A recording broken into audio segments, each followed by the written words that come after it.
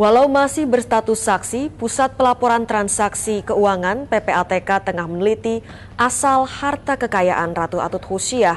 Gubernur Banten ini juga diketahui gemar membelanjakan uangnya untuk membeli barang mewah di luar negeri. Inilah yang kami soroti saudara dalam Barometer pekan ini, harta dinasti Atut di mana-mana.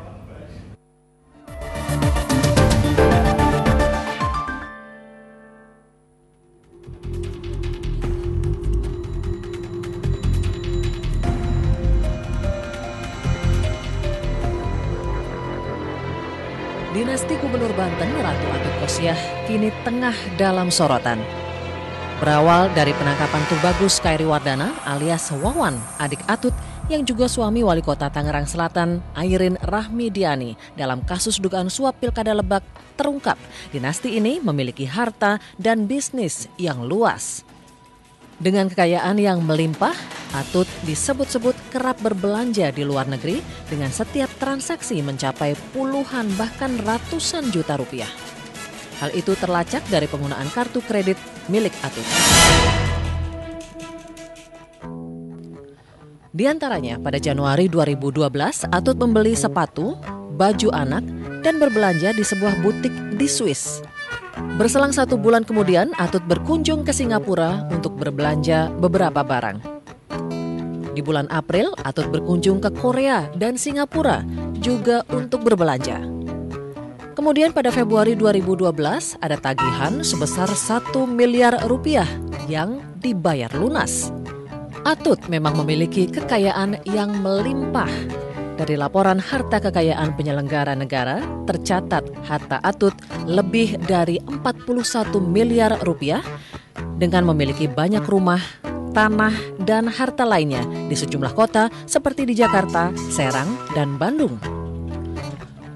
Banyaknya harta Atut diduga didapat dari gurita bisnisnya di Banten yang menurut data ICW untuk tahun anggaran 2011-2013 mencapai lebih dari 1 triliun rupiah. Selain urusan bisnis yang diduga bermasalah, KPK kini juga tengah menyelidiki dugaan penyimpangan dana bantuan sosial yang melibatkan keluarga politisi Partai Golkar ini. Berdasarkan laporan Indonesia Corruption Watch tahun 2011, pemerintah Provinsi Banten menyalurkan dana hibah sebesar 340 miliar, dana bantuan sosial sebesar 51 miliar. Ternyata penyalurannya penuh kejanggalan. Antara lain, ada 10 lembaga penerima yang ternyata fiktif. Totalnya ada 4,5 miliar rupiah yang masuk ke lembaga fiktif. Juga ada 12 lembaga penerima dana yang mencurigakan karena berada di alamat yang sama, yakni di Jalan Brigjen Kiai Haji Syam'un nomor 55 Kota Serang. Total dana yang masuk ke 12 lembaga ini adalah 28,95 miliar rupiah.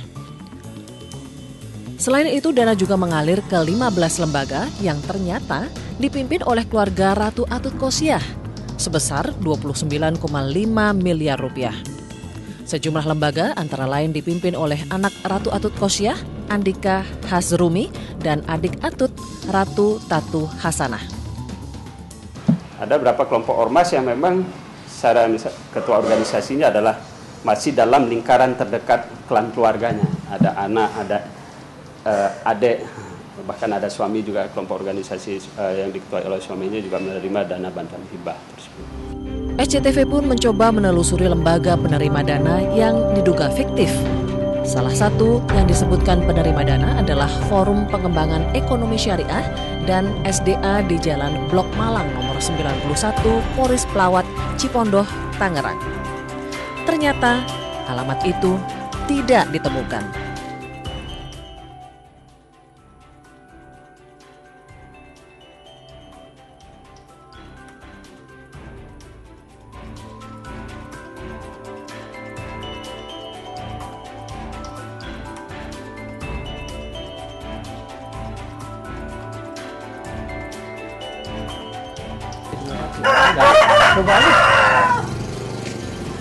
Ini rumah Pak siapa?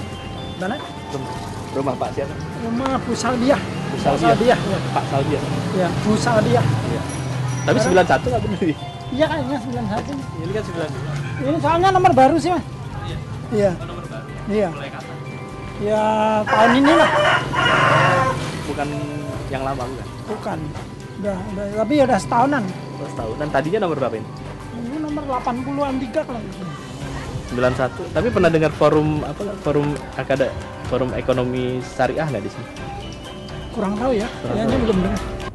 Sejumlah temuan PPATK atau BPK bisa menjadi petunjuk bagi lembaga penegak hukum seperti KPK untuk mengusut dugaan korupsi para pejabat publik. Lalu, apa kata Gubernur Banten Ratu Atut Khosyah soal berbagai tudingan yang dialamatkan padanya? Inilah Hotel Ratu Bidakara di Jalan Abdul Hadi, Kota Serang, Banten yang menjadi salah satu aset bisnis dinasti Atut. Dalam akta notaris, Gubernur Banten Ratu Atut tercatat sebagai Direktur Utama dan Andika Hasrumi, anak Atut, sebagai komisaris. Di hotel ini kerap dilakukan berbagai kegiatan di lingkungan pemerintah Provinsi Banten. Gurita kekuasaan sama gurita bisnis. Gurita kekuasaan ini, penguasaan birokrasi ini dikuasai oleh Atut karena memang secara kewenangan dia berhak untuk menunjuk bawahan-bawahannya. Sementara gurita bisnis ini dikendalikan oleh Wawan. Wawan itu kan Ketua Kadin Provinsi Banten.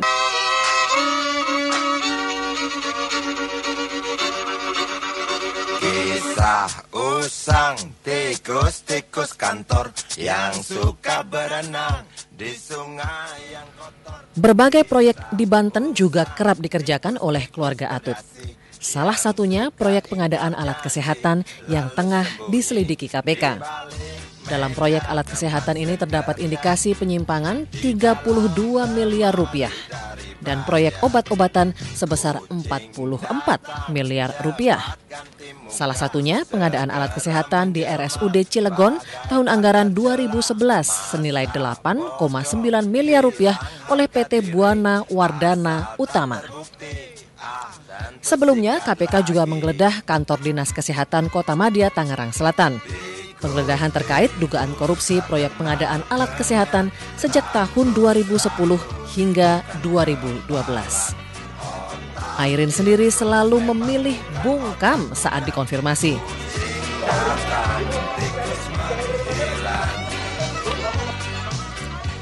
Merasa terus disudutkan, Gubernur Banten Ratu Atut Khosyah akhirnya angkat bicara.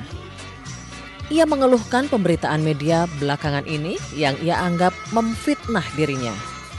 Menghukum saya melalui opini, melalui media. Saya ingin adanya keadilan terhadap diri saya. Ibu Atut telah bercerai dengan suami dan telah nikah dengan PNS usia 27 tahun. PNS Kabupaten Serang. Saya bingung. Saya yang katanya menikah tidak tahu siapa suami saya yang 27 tahun itu. Dugaan korupsi memang harus dibuktikan di pengadilan.